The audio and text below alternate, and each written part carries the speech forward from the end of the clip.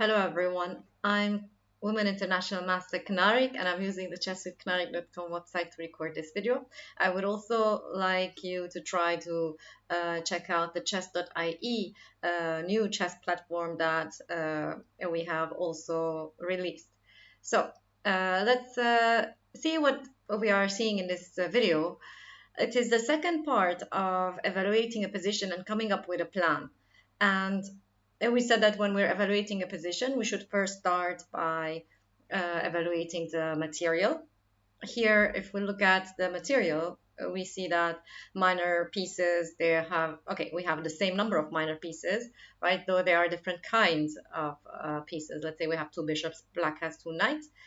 But what's different is that black has an extra pawn.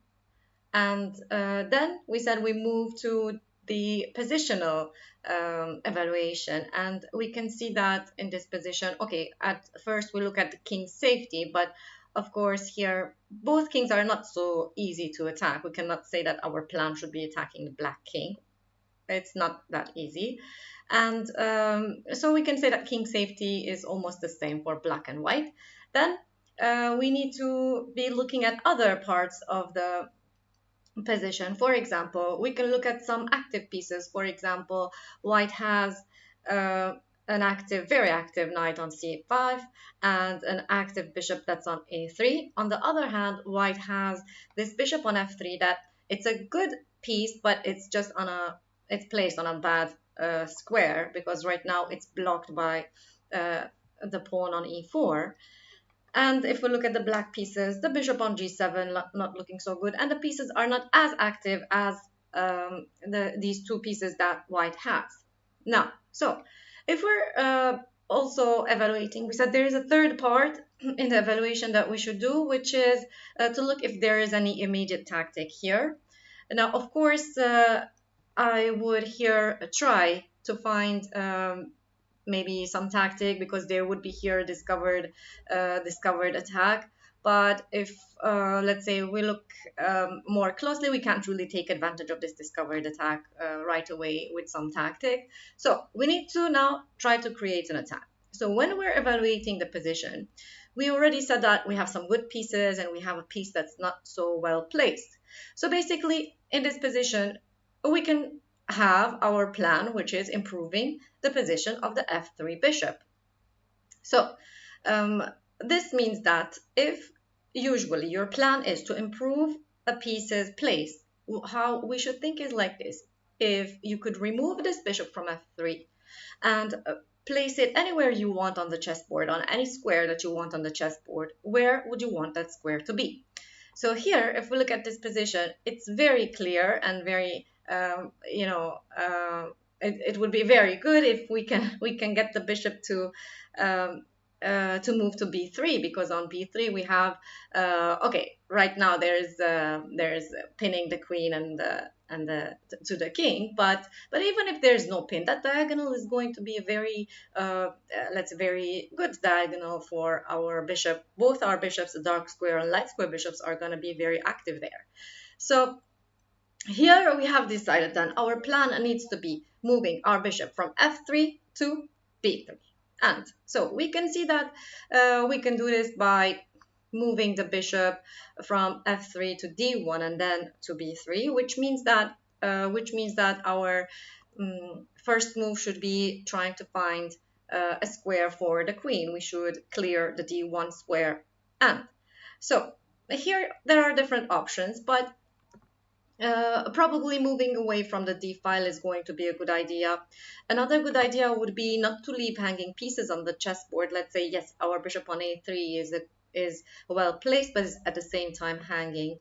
And for example, a move like this, it is attacking two pieces at the same time, 2 pawns. It's not easy for black to defend. But again, we need to remember that we have a hanging piece, and any possibility here of tactics we should always be careful of. Here, for example, it's true that we're not completely giving the bishop up for free, but we are trading a good bishop that we had for a knight, which we don't want. So then, which makes the move queen to c1 in this position the best move, moving away from the d file, keeping an eye on the bishop, and on on the C file where there is a black pawn that it's isolated, and we can at some point try to attack. So here, let's see. Let's try to do just a few more moves to see what's going to happen with the position after our plan is done.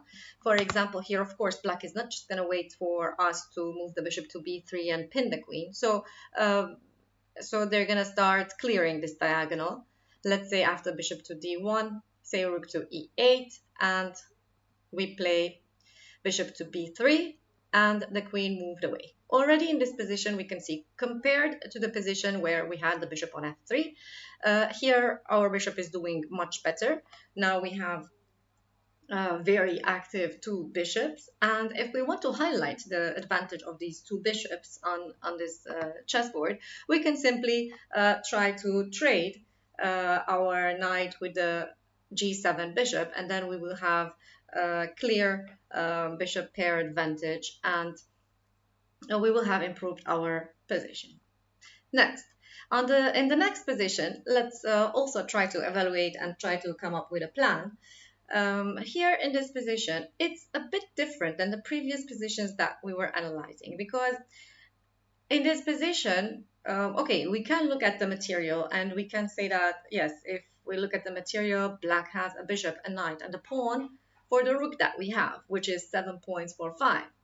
But usually when there are different types of pieces, let's say in this case, knight and a bishop for a rook, or let's say a queen and a minor piece for, a rook and a minor piece for a queen. In such positions, it's very important to evaluate the activity of the pieces involved. For example, if this dark square bishop was on e5, yes, we can clearly see that other than having 7 points for 5, these pieces are much more active, very active, and definitely black is doing much better than white in this position.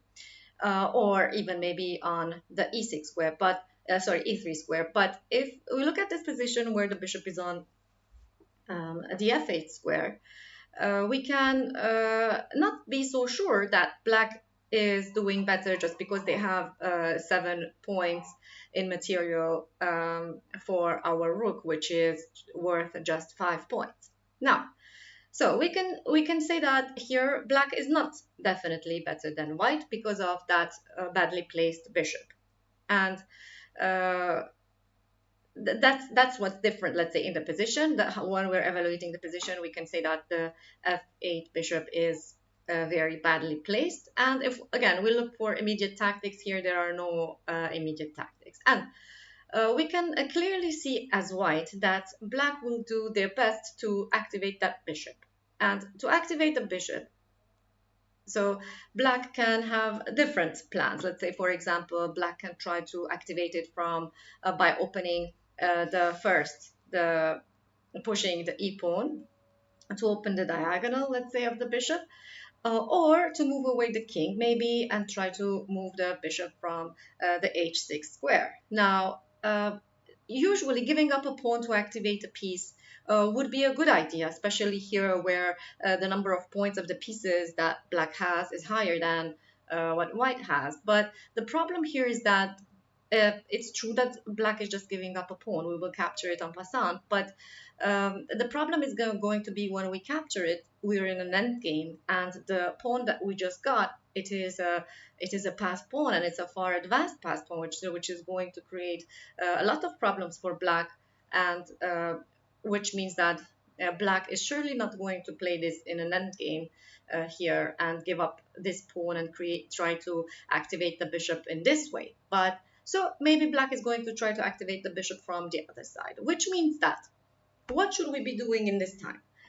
Black needs a couple of moves to activate the bishop. Probably just maybe move away the king, and then probably move the knight to the e5 square so that the e7 pawn is not left alone, and then move the bishop to h6, for example. But in this time, what we have is time. That's what we have. So we have a couple of moves where black will be busy activating the bishop, and we should try to acquire some advantage in this time. And what is it that we can try to do in this position while black is trying to activate their bishop? So in this time, we can try probably capturing the pawn that's on a7, because if we get to capture that pawn, even if the black bishop is activated, then it's going to be fine, because we will have created a pass pawn, and which is going to give us some chances. So we need to take advantage of time to get to that pawn on a7. So here, how can we do that?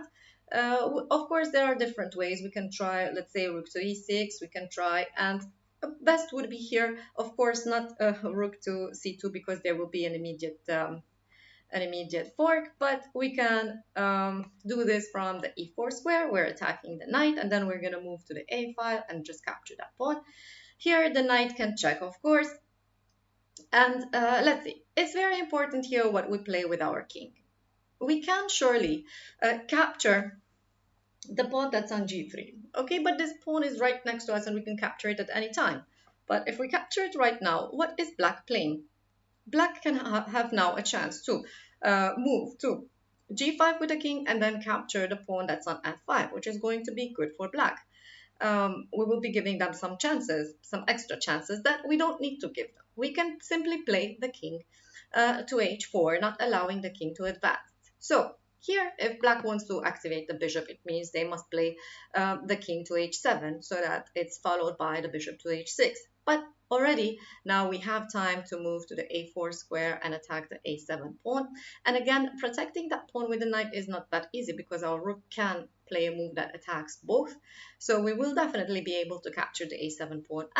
And here, it's not going to be so easy for black after all to activate the bishop, because if right now they activate it from h6, then we are capturing on a7, and we are attacking the e7 pawn, which is pinned. And how is black going to defend it? Again, with the knight is not going to be so easy.